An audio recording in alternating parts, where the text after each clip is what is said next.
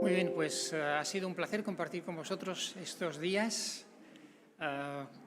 Unos de vosotros nos recordáis, fuimos miembros de esta iglesia hace algunos años cuando la Comisión Europea me destinó a trabajar en Sevilla.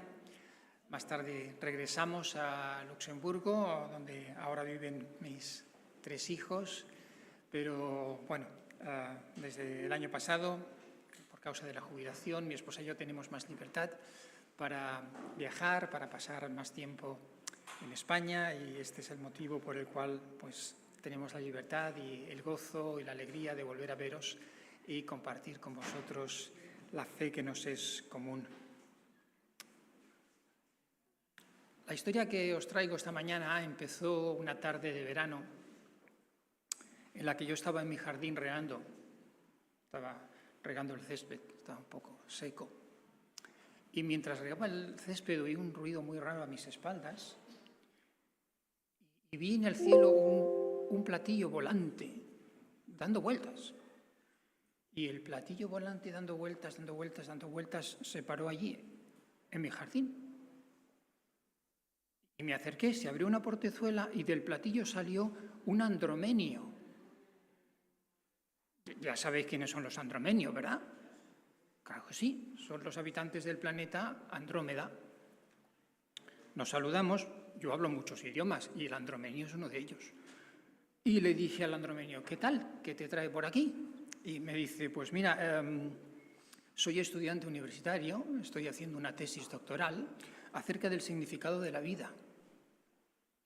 Y estoy visitando distintos planetas de la galaxia para ver cuál es el significado de la vida en esos planetas. He venido al planeta Tierra a saber cuál es el significado de la vida. Pues muy bien, ¿qué le puedo ayudar? Sí, yo tengo una pregunta muy sencilla, me dijo el andromenio. ¿Qué está haciendo usted? Pues mire, nada especial, estoy regando el jardín. Muy bien, estupendo. Tomó nota en su libretita, se metió en su nave espacial y se fue. Pues muy bien. Y no lo volví a ver durante unas semanas o quizás unos meses, pero la casualidad de que unos meses más tarde estaba yo en mi jardín cortando el césped y oí el mismo ruido y vino el mismo ovni, se paró en el mismo sitio, se abrió la misma portezuela, salió el mismo andromenio y le dije, ¿qué tal? Dice, he estado por toda la Tierra haciendo preguntas para averiguar cuál es el significado de la vida. Digo, pues, muy interesante. Y después de todo este tiempo, ¿cuál es la conclusión? Y me dice, pues mira, como escribió uno de vosotros hace mucho tiempo, todo es vanidad. Vanidad de vanidades, todo es vanidad. El significado de la vida de los hombres en la tierra es vacío, es un sinsentido que no lleva a ninguna parte. ¿Cómo es eso? ¿Cómo has llegado a esa conclusión?, me dijo. Le dije yo, y él me dijo, mira, ¿qué estás haciendo? ¿Cortando el césped? ¿Y por qué cortas el césped? Porque está muy largo, pero hace unas semanas estaba regándolo para que creciera y ahora lo cortas para que bajara, y el año que viene lo volverás a regar para que crezca y luego lo cortarás para que... ¿No te das cuenta que las acciones que estás tomando son contrarias y lo que ahora haces luego lo deshaces? Bueno, pues me hizo pensar el andromenio. Y antes de irse le dije, oye, tienes tu tesis doctoral, tienes un libro, tienes un artículo, una página web donde yo pueda leer un poco más de esa idea que tú tienes. Y me dice, ¿tú tienes una Biblia? Digo, sí, claro que tengo una Biblia. Pues ya está. Lee el libro de Eclesiastés. Muy bien. Y me puse a leer el libro de Eclesiastés y os voy a contar lo que descubrí en el libro de Eclesiastés que me lo enseñó el andromenio. Esta mañana quisiera mostraros el mensaje del libro de Eclesiastés. Vamos a recorrer todo el libro mirando las páginas más importantes para que comprendamos el idioma central de este libro. El libro de Eclesiastés es uno de los libros de la Biblia. La Biblia, como sabéis, es un conjunto de libros. La palabra Biblia significa libros. El libro de Eclesiastés está en la primera parte de la Biblia, que se llama el Antiguo Testamento, Y aunque el nombre actual es Eclesiastés, el nombre original era el predicador, en hebreo Kohelet. Es un libro escrito por el rey Salomón. En Eclesiastés capítulo 1, versículo 1, Eclesiastés 1:1, leemos lo siguiente. Las palabras del predicador, el hijo de David, rey en Jerusalén. El hijo de David es Salomón. Por lo tanto, ya en este versículo tenemos el título del libro y su autor. Sabemos que Salomón reinó en Jerusalén sobre el año 1000 a.C., por lo tanto, tenemos delante de nosotros un libro escrito hace 3000 años. Esto ya tendría que hacernos reflexionar. Yo me pregunto, ¿qué libro escrito hace 3000 años se utiliza hoy en algún sitio para obtener enseñanza de él? Los libros antiguos, en general, tienen unos contenidos que no son relevantes para nosotros hoy. Pero el libro de Eclesiastés, escrito hace 3000 años, es un libro antiguo, pero no anticuado. Es un libro que tiene mucho que enseñarnos a nosotros hoy, en el año 2023, 3000 años después de que fuera escrito. Fue escrito en Jerusalén y el propósito de este autor es mostrarnos que, aparte de Dios, la vida del hombre carece de sentido. Es Dios el que da verdaderamente sentido a nuestra vida y si no contamos con Él, si le sacamos de la ecuación, entonces nuestra vida carece de sentido. Este es un libro muy fácil de entender porque el mismo libro, desde el principio, nos declara cuál es la conclusión. Capítulo 1, versículo 2. Eclesiastés 1, 2 nos dice: vanidad de vanidades, dice el predicador, vanidad de vanidades, todo es vanidad. Y este es el tema que se repite a lo largo de todo el libro y va a tratar esta idea desde distintos puntos de vista. Todo es vanidad. Lo que hace el libro de Eclesiastés es que el autor observa el mundo desde una perspectiva muy concreta y, tras una breve reflexión o una larga reflexión, concluye: todo es vanidad. La palabra vanidad significa vacío, significa algo que es sin sentido, algo inútil, algo insustancial, algo que no tiene valor real. Y ese es el mensaje de este libro, que nuestra vida es vanidad, que es un sinsentido, que es inútil, que no tiene un valor real. Cuando un predicador predica un sermón delante de una congregación, como estoy haciendo yo aquí delante de vosotros, pues le gusta que las personas que están en la congregación hagan así de cuando en cuando, como diciendo: sí, muy bien, estoy de acuerdo, y uno se anima: estoy haciéndolo bien. Bueno, hoy va a ser lo contrario, ¿vale? Hoy quiero que vosotros en vuestra mente, en vuestro corazón, mientras yo expongo el sermón, vosotros estéis pensando: no, Ramón, no te equivocas, no puede ser así, no puede ser así. Porque si pensáis que no puede ser así, acertaréis, acertaréis. Pero dejadme, por favor, que exponga lo que el libro de Eclesiastés expone. Quiero mostraros que, en el fondo, los aspectos que nosotros consideramos importantes de nuestra vida, en realidad, si no tenemos cuenta a nuestro Creador, son vanidad. Claro, esto es una idea un poco extraña porque uno esperaría que la Biblia fuera un libro positivo, optimista, que nos hiciera levantar el ánimo. Y una declaración del tipo: tu vida es vanidad y está vacía, pues la verdad no nos levanta el ánimo.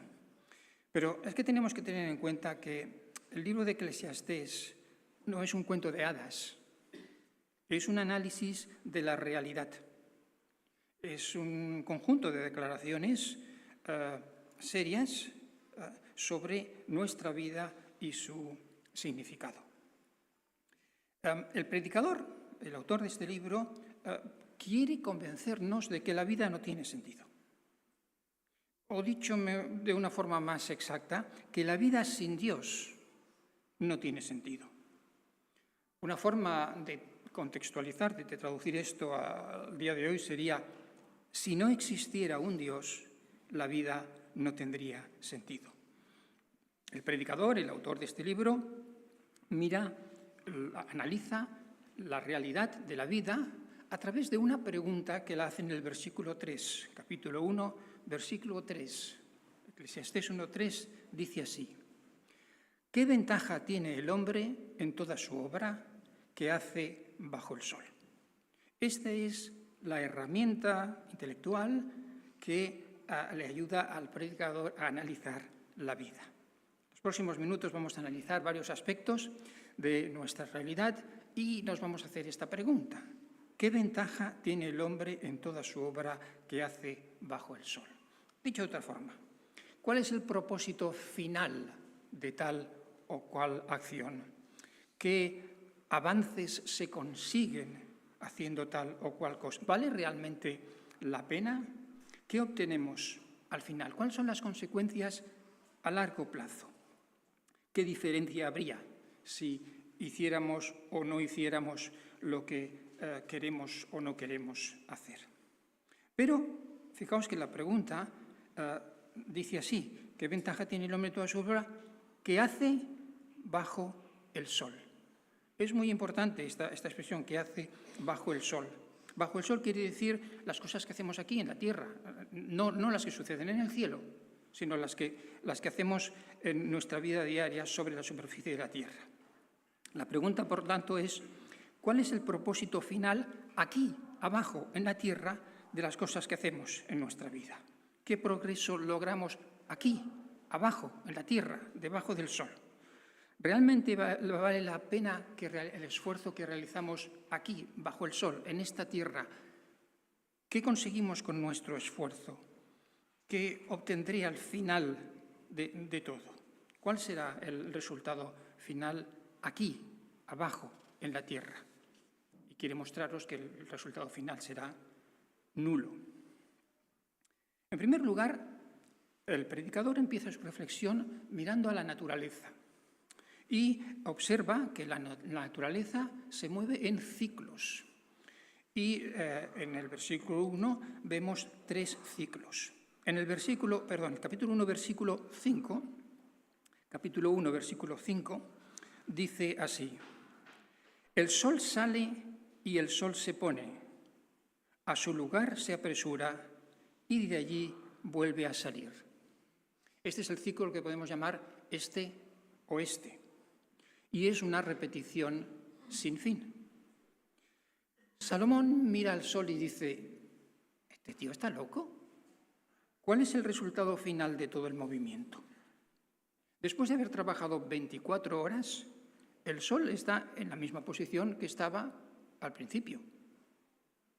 ¿Cuál es el propósito entonces? Además, después de haber trabajado 48 horas, el sol volverá al mismo lugar. ¿Dónde está el progreso aquí? No ha habido progreso en la actividad del sol. Es una repetición que termina en el principio. Me dirás: bueno, sí, claro, el sol es importante. El sol es importante porque su calor y su energía nos mantiene vivos, sí, efectivamente. Pero la pregunta que se hace el predicador es: ¿cuál es el objetivo final? En los días de Salomón, sus ciudadanos vivían gracias a la luz del sol. Pero hoy, que han pasado 3.000 años, me pregunto: ¿dónde estarían hoy todas aquellas personas si el sol no los hubiera mantenido vivos? ¿Estarían donde están? En su tumba. ¿Qué ha pasado con todo aquel esfuerzo que hizo el sol por mantener vivo a millones de seres que hoy, si no hubiera habido sol, pues estarían donde están? A largo plazo, el resultado es nulo. Luego se fija el predicador en el viento. Capítulo 1, versículo 6, Eclesiastés 1:6 dice: soplando hacia el sur, y girando hacia el norte, girando y girando va el viento, y sobre sus giros el viento regresa. Vueltas interminables. Si el sol deambula de este a oeste, el viento deambula de norte a sur. El viento va hacia el sur. ¿Para qué? Para darse la vuelta y volver al norte. ¿Para qué? Para darse la vuelta y volver al sur. Y así interminablemente. ¿Cuál es el progreso? No ha habido avances en la actividad del viento, es solo una repetición que termina en el principio. Claro, me dirás, no, el viento es muy importante porque trae oxígeno a nuestros pulmones. Y, si no tuviéramos el oxígeno no podríamos vivir, ¿cierto? Pero las personas que respiraron el oxígeno traído por el viento hace 3.000 años, ¿dónde están hoy? Si no hubieran tenido oxígeno, habrían muerto, ¿verdad? ¿Y hoy dónde están? En el mismo sitio que hubieran estado si no hubiera habido viento ni oxígeno, el aire. Un ciclo natural más está en el versículo 7, capítulo 1, versículo 7.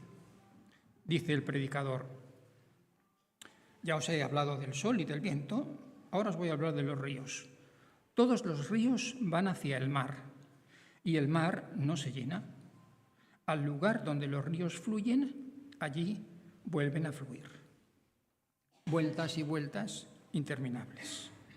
Bajando el agua por los ríos, llega al mar, y en el mar el agua se evapora y sube a las nubes, y en las nubes el agua se condensa y baja a las montañas, y acaba en los ríos. Los ríos van a parar al mar. En el mar el agua se evapora y sube a las nubes. ¿Y cuál es el resultado final? Un ciclo interminable. No hay un progreso. El agua se mueve constantemente y regresa al punto de partida, moviéndose constantemente para no llegar a ninguna parte. ¿Qué sentido tiene un ciclo que acaba donde empieza? Bueno, sí, me diréis, el agua es importante para la vida, cierto. Y en los tiempos de Salomón, el agua de los ríos, de los pozos, alimentó, refrescó, contribuyó a la vida de muchas personas, las cuales están hoy en el mismo sitio que estarían si no hubieran tenido agua. Entonces, nos dice el predicador que los ciclos naturales son vanidad. ¿Por qué? Porque, aunque alcanzan ciertos objetivos a corto plazo, a largo plazo no hay un propósito. Bien, hemos visto esto en la naturaleza, ahora el predicador dirige su vida, su mirada a la vida del hombre. En el capítulo 2, versículos 1 y 2, nos habla de las riquezas y el placer. Dice así, Eclesiastés, capítulo 2, versículo 1. Entonces me dije, ven ahora, te probaré con el placer, diviértete. Y aquí también esto era vanidad. Dije a la risa, versículo 2, dije a la risa, es locura, y del placer, ¿qué logra esto? Salomón mira los placeres con una mirada materialista, objetiva, crítica, y se dice, ¿cuál es el propósito? ¿Cuál es el resultado final? Estamos leyendo las palabras del rey del imperio más poderoso de la tierra en el siglo 3000, en el año 3000 a.C. Él podría disfrutar de cualquier placer conocido y aparentemente lo hizo. Y después de esta experiencia concluyó que el placer es algo insustancial porque a largo plazo no sirve para nada. La satisfacción que da el placer no dura mucho. Y la pregunta, ¿cuál es el resultado final?, implica una respuesta negativa. El placer a largo plazo se deshace y acaba siendo nada. De ahí que sea vanidad. No significa que el placer sea algo malo. Muchos placeres son dones de Dios y debemos alegrarnos y disfrutar de ellos. Pero el caso es que si quieres encontrar un propósito para tu vida, el placer no es un lugar en el que vas a poder encontrarlo.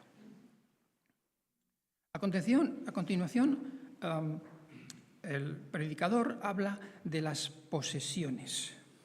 Capítulo 2, versículo 4. Vamos a leer capítulo 2, versículo 4, lentamente, hasta el versículo 10. Empezamos con el versículo 4. Dice: engrandecí mis obras, me edifiqué casas, me planté viñedos. 5. Me hice jardines y huertos y planté en ellos toda clase de árboles frutales. Me hice estanques de aguas para regar el bosque con árboles en pleno crecimiento. Compré esclavos y esclavas y tuve esclavos nacidos en casa. Tuve también ganados, vacas y ovejas, más que todos los que me precedieron en Jerusalén. Reuní también mi plata y oro y el tesoro de los reyes y de las provincias. Me proveí de cantores y cantoras y de los placeres de los hombres, de muchas concubinas. Y me engrandecí y superé en todos los que me precedieron en Jerusalén. También la sabiduría permaneció conmigo. Y de todo cuanto mis ojos deseaban, nada les negué, ni privé a mi corazón de ningún placer, porque mi corazón gozaba de todo mi trabajo, y esta fue la recompensa de mi labor. No está mal, ¿eh? Tuvo éxito este hombre. Concubinas, rebaños, árboles frutales, jardines, casas, parques, estanques de agua, plata, oro, cantantes, esclavos, tesoros, viñedos. Lo lograste, efectivamente. Pero Salomón no estaba tan satisfecho como podríamos pensar. Mirad lo que dice en el versículo 11, capítulo 2, versículo 11. Consideré luego todas las obras de mis manos que habían hecho y el trabajo en que me había empeñado. Y he aquí, todo era vanidad y correr tras el viento y sin provecho bajo el sol. Sí, tengo muchas posesiones, pero ninguna de ellas me va a dar una ganancia duradera. Tengo todas las cosas que puedo desear. Bueno, ¿y ahora qué? Si quisiera no tendría que trabajar el resto de mis días.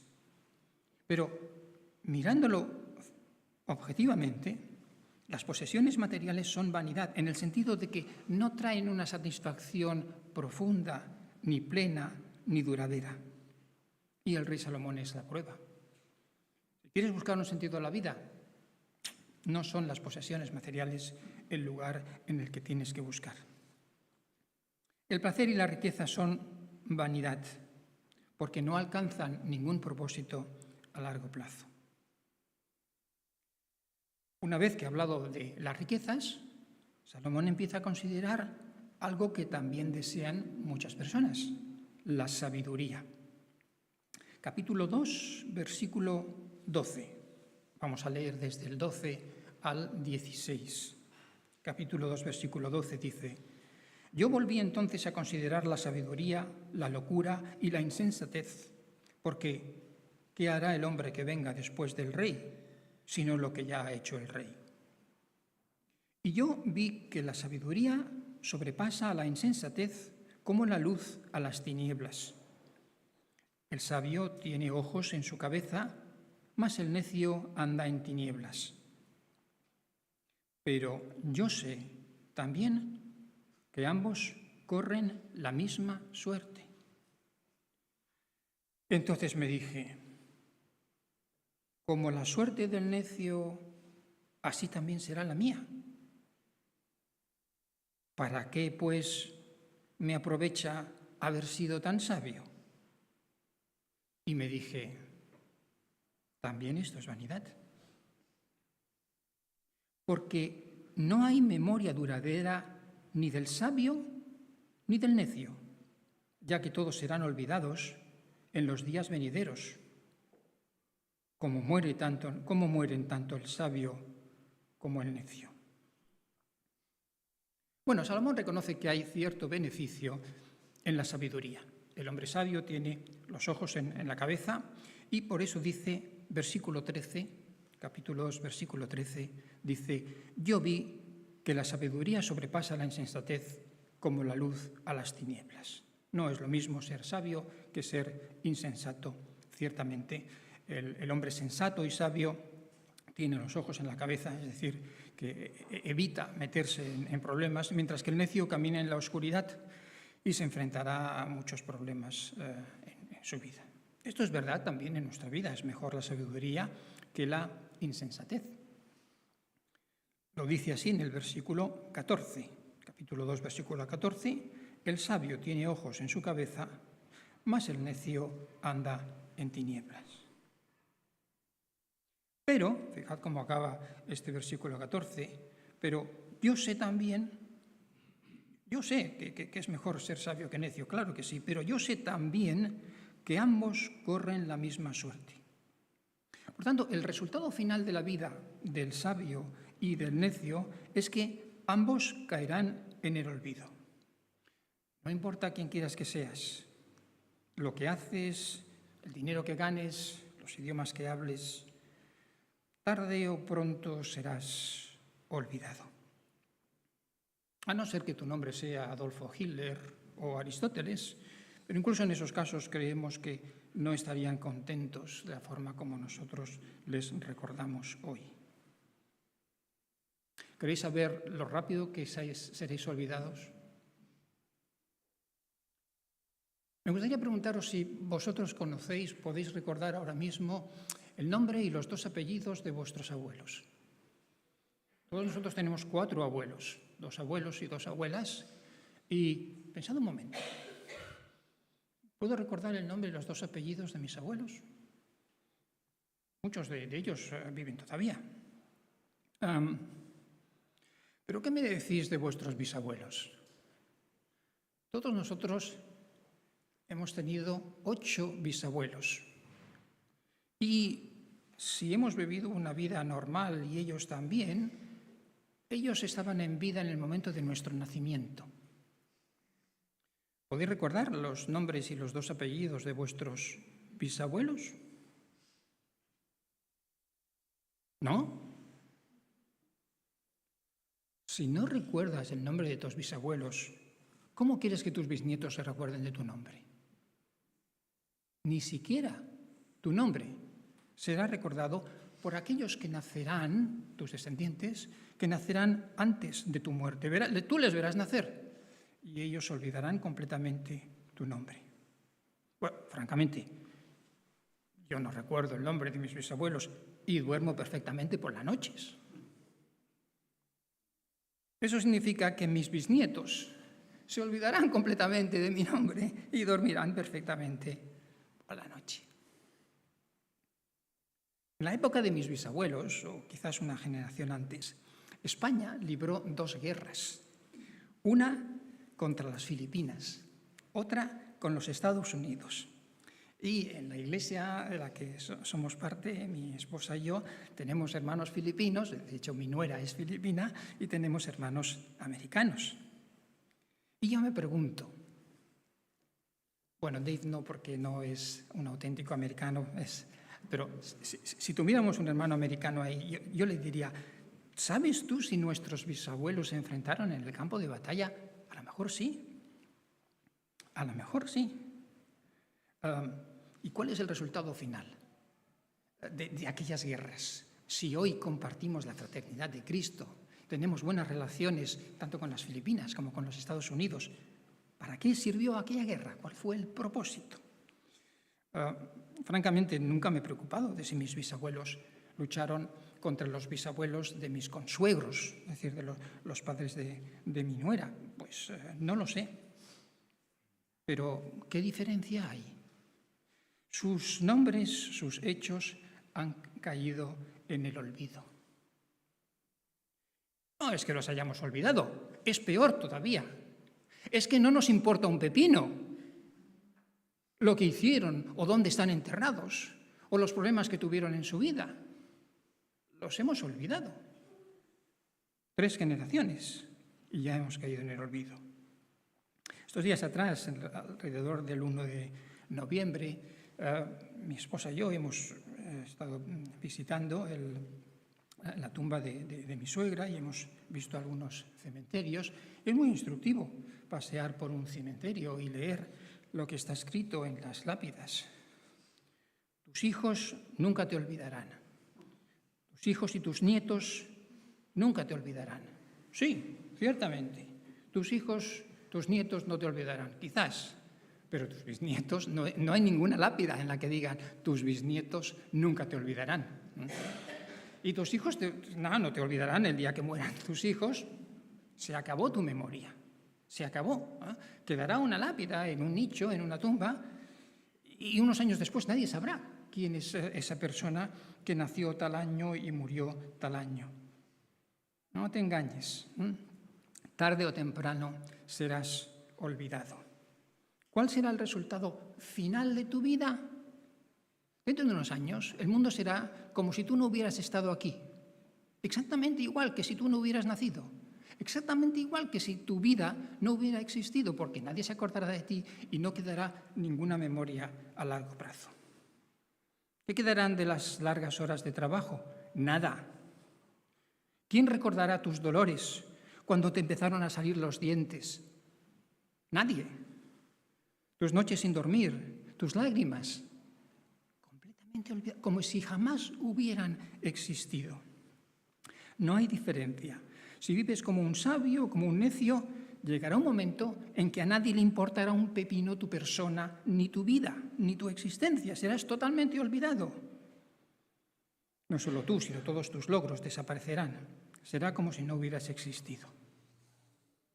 ¿De qué habrá servido tu vida?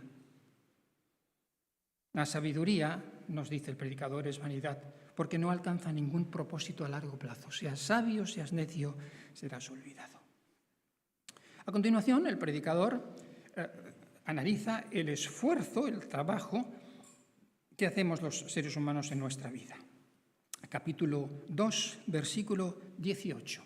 Vamos a leer capítulo 2, versículo 18 y el 19. Dice así: Asimismo, aborrecí todo el fruto de mi trabajo con el que me había afanado bajo el sol, el cual tendré que dejar al hombre que venga después de mí. Y quién sabe si será sabio o necio. Sin embargo, él tendrá dominio sobre todo el fruto de mi trabajo con que me afané obrando sabiamente bajo el sol. Vaya tontería. También esto es vanidad. Quien quiera que seas, hagas lo que hagas. No importa cuánto éxito hayas tenido. Un día tus posesiones van a caer en manos de otra persona. Tus descendientes, supongo que tus hijos, y quién sabe si con los beneficios del sudor de tu frente ellos serán sabios o desperdiciarán el dinero.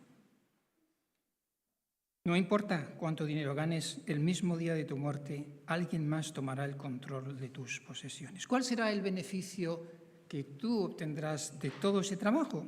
Cero. Vinimos a este mundo desnudos, sin un euro en el bolsillo, y nos iremos sin un euro en el bolsillo. El resultado final de los esfuerzos de tu vida pasará a otra persona, y eso también es vanidad.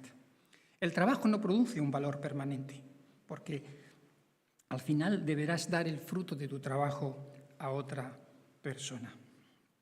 Cuando mis niños eran pequeños, oíamos hablar de Bill Gates, que se decía que era el hombre más rico del mundo en aquel tiempo, ahora creo que son otros.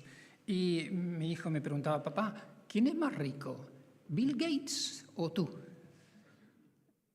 Y yo le decía a mi hijo: hombre, ahora mismo Bill Gates me gana, pero se están acortando las distancias, ¿no? Y va a llegar un momento, ¿no?, en que seremos igual de ricos él y yo. ¿Así cuándo? Pues el mismo día de su muerte, cuando el reloj de las 12 de la noche, Bill Gates no tendrá ni un duro y yo igual.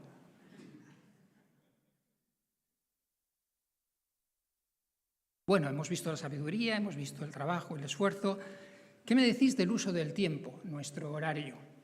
Capítulo 3, Eclesiastés, capítulo 3. Vamos a leer desde el versículo 3 hasta el versículo 8. Dice: hay un tiempo señalado para todo y hay un tiempo para cada suceso bajo el cielo.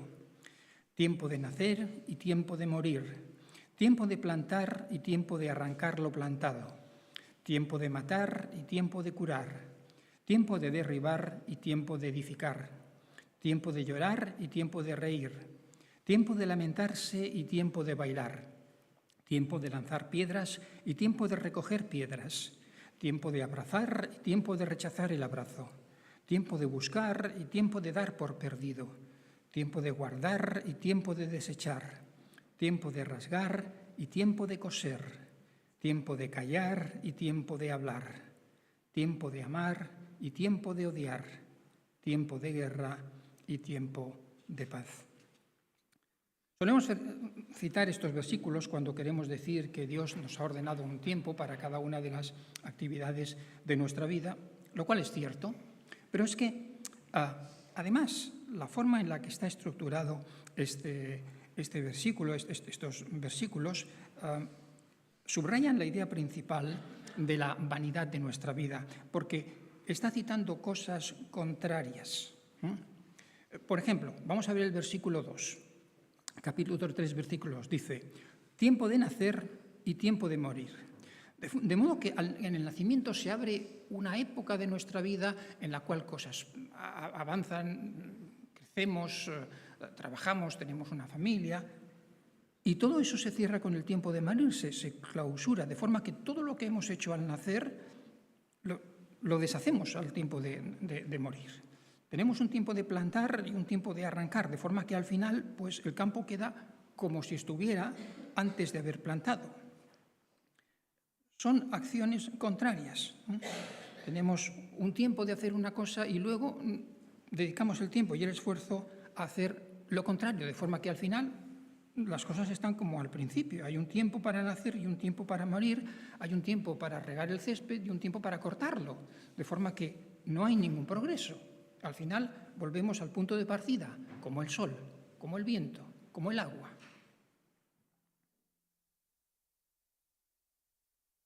El resultado final es nulo, es vanidad. Estos días estamos todos muy preocupados por la guerra de Israel, lo que está sucediendo en Gaza. Están muriendo personas, hombres, mujeres, niños, inocentes. Y nos preocupa, y la comunidad internacional está haciendo todos los esfuerzos para parar esa guerra. En el año 300 a.C., Roma y Cartago se enfrentaron en las guerras púnicas.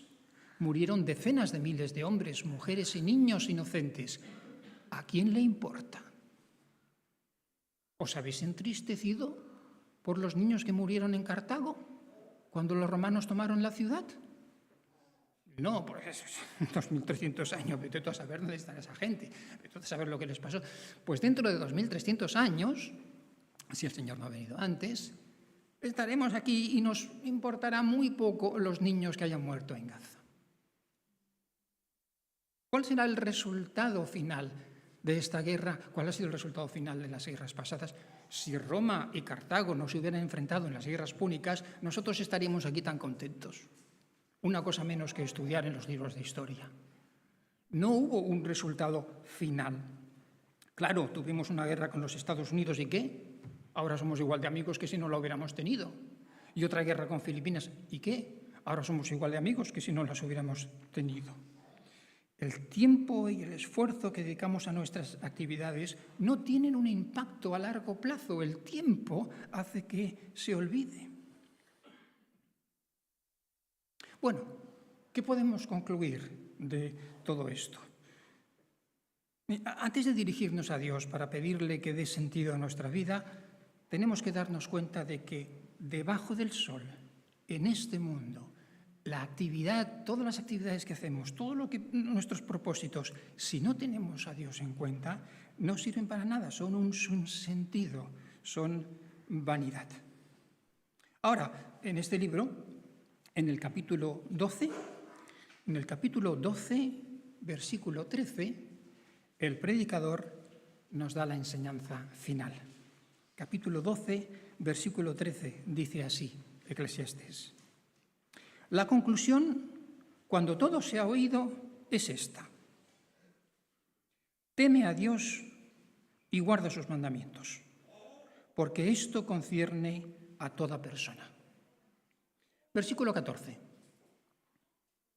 Porque Dios traerá toda obra a juicio, junto con todo lo oculto, sea bueno o sea malo. Vamos a ver el versículo 13 otra vez. En el 13 nos dice lo que debemos hacer. ¿Y qué debemos hacer después de haber tenido en cuenta todo esto? Teme a Dios y guarda sus mandamientos. ¿Qué significa temer a Dios? Bueno, significa tener presente que Él está ahí, junto a mí, a mi lado, en todo lo que yo hago, todo lo que digo, todo lo que pienso. Teme a Dios. Vive constantemente recordando que tienes un testigo invisible a tu lado. Ponlo en el centro de tu vida y relaciona con Él todo lo que haces. Porque sin Él, si no hay un Dios verdaderamente, todo lo que hacemos no tiene ningún propósito. Teme pues a Dios. Y después dice, guarda sus mandamientos. ¿Qué significa guardar sus mandamientos? Bueno, en primer lugar tenemos que conocerle a través de su palabra y luego tenemos que vivir conforme a sus mandamientos, principalmente amándole a Él y amando a nuestros semejantes. Viviendo de esta manera, sí que nuestra vida tendrá sentido, aunque nuestras obras queden olvidadas un día, esto dará sentido a nuestra vida. ¿Por qué? Versículo 14. En el versículo 14 nos explica el por qué. Dice, porque Dios traerá toda obra a juicio, todas aquellas obras que los hombres olvidarán. No quedará olvidado el dolor que sentías cuando salieron tus dientes. No, porque Dios traerá toda obra a juicio, junto con todo lo oculto, sea bueno o sea malo. Sí, hay alguien que se acordará por siempre de quién has sido tú, de cómo ha sido tu vida. Él se acordará de todo lo que hiciste, quisiste hacer o quisiste dejar de hacer. Él se acuerda ya de todo lo que piensas, lo que quisiste pensar, lo que dejaste de pensar, lo que sentiste, lo que dejaste de sentir, todo. Lo tiene Él anotado en su libreta.